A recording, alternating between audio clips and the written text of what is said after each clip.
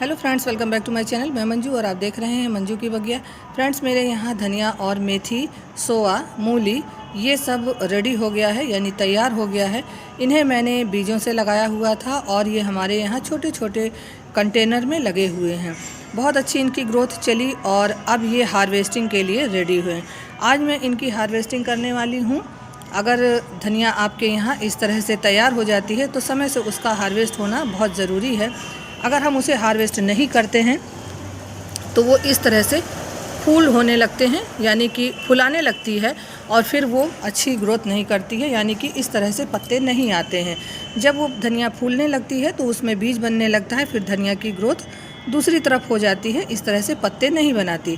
तो आज हम इस धनिया को हार्वेस्ट करने वाले हैं और इसे मैं अपने किचन में इस्तेमाल करने वाली हूँ। तो चलिए इसे आज करेंगे हार्वेस्ट। और इसे मैंने देखिए तो यहाँ पर लगाया हुआ है एक पत्थर का वो है पॉट, उसी में मैंने लगाया हुआ है। यहाँ पर अगर आप देखेंगे तो ये मेथी है।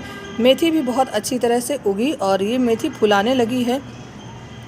थोड़ी लंबी होने के कारण ये नीचे की तरफ झुक चुकी है, तो इसे हम आज हार्वेस्ट करने वाले हैं। इसे भी कैंची की मदद से काट के निकाल लेंगे और फिर इसे अपने किचन में यूज़ में लेंगे।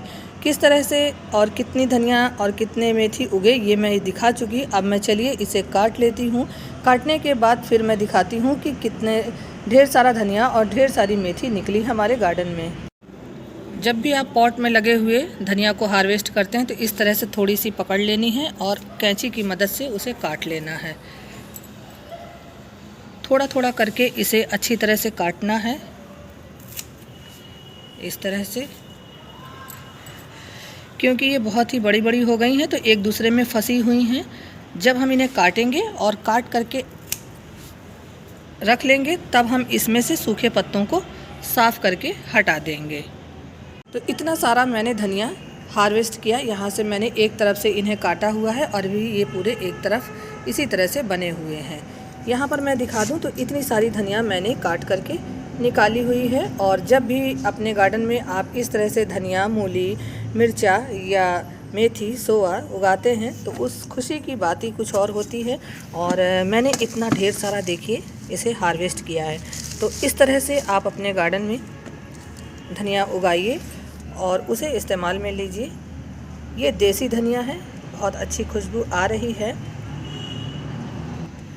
धनिया को काटते समय एक बात का ध्यान रखना है कि काटने से पहले मिट्टी अच्छी तरह से सूखी होनी चाहिए, जिससे कि वो कट सके, यानी कि उसकी जड़ें ना निकलें।